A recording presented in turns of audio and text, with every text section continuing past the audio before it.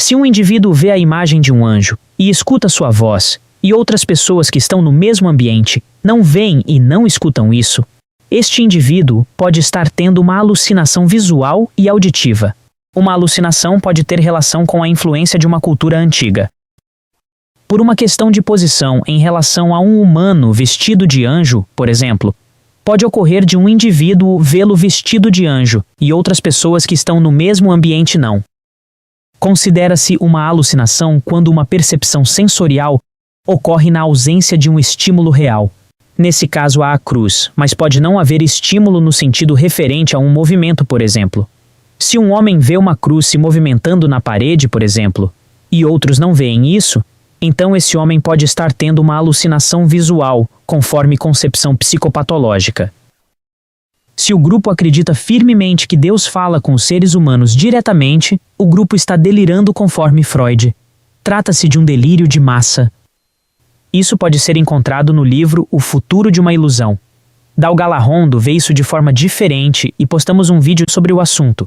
Concordamos com Dalgalarrondo, mas às vezes utilizamos a expressão delírio, concernentemente. A alucinação de massa é mais rara, mas também existe. Considera-se que um delírio tem a ver com uma crença que, mesmo diante de coisas que mostram o contrário de forma sólida, a pessoa mantém firmemente. Um exemplo de delírio.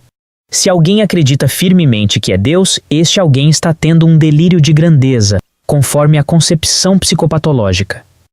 Delírios e alucinações podem ocorrer por causa de alguma substância psicodélica. Podem ser almejados quando alguém faz uso de psicodélico.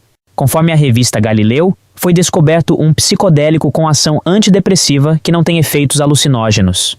Delírios e alucinações podem ser aquilo que chamamos de sintomas de psicose, de esquizofrenia.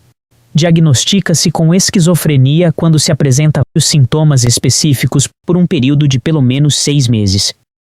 Conforme Freud, a neurose não recusa a realidade, apenas não quer saber sobre. A psicose a recusa e procura substituí-la.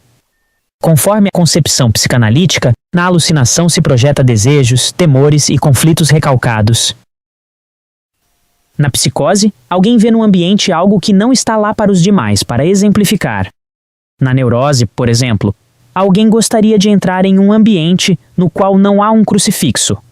Mas, por imaginar que há um crucifixo nesse ambiente, esse alguém não entra lá.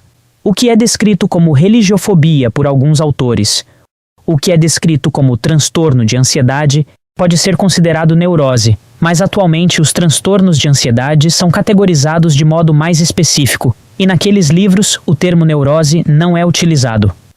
Já o termo psicose ainda é utilizado amplamente.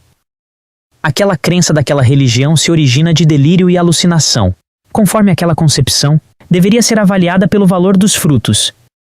Delírio pode ser tentativa de cura. Referente àquelas crenças, a religião pode apresentar bom simbolismo relativo a isso.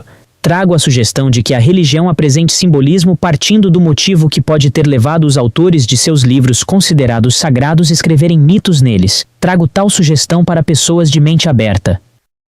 Conforme relatos e estudos, o antipsicótico reduziu o sintoma que o religioso havia dito que estava sendo causado por demônio. O médico teve de vencer a quimera no exercício de tal função. Demônios e duendes podem ter a ver com delírios e alucinações. Eles não existem, a não ser em esfera simbólica. O simbolismo foi utilizado por Nise no trabalho com os clientes com esquizofrenia. Eu queria saber... Sai, capeta! Indicamos o vídeo no qual ela é entrevistada para se refletir sobre o assunto que estamos apresentando. Deixaremos na parte final do vídeo. E deixaremos um no qual buscamos responder a pergunta se Deus fala com o ser humano diretamente.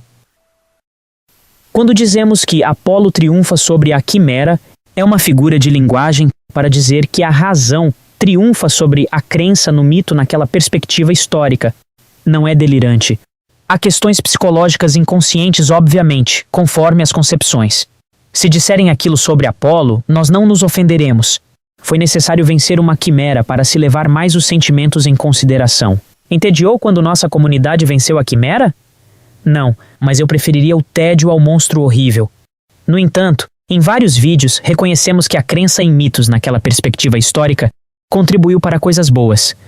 Não houve na comunidade desrespeito a ninguém para que houvesse o triunfo sobre a quimera. Na comunidade, a ética. A expressão quimera pode se referir a um mito, pode se referir a um objetivo impossível de ser alcançado.